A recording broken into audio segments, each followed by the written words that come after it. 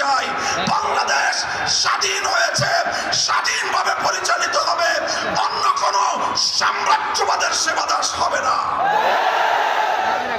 বাংলাদেশের শিক্ষা ব্যবস্থা কোরআন ও বিজ্ঞান ভিত্তিক শিক্ষা ব্যবস্থা চলবে, বিজ্ঞান ভিত্তিক শিক্ষা চলবে।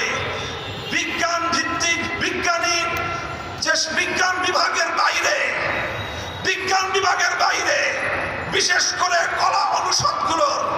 কলা অনুষদের যতগুলো শিক্ষা ব্যবস্থা রয়েছে সব জায়গাগুলোতে হিন্দুত্ববাদ সহ নাস্তিক্যবাদ, পশ্চিমা সাম্রাজ্যবাদের সকল অনুসরণ বাদ দিয়ে কোরআন ভিত্তিক কলা অনুষদের ইসলাম ভিত্তিক প্রতিটি শিক্ষার নৈতিকতাকে সেইভাবে ঢেলে সাজাতে হবে।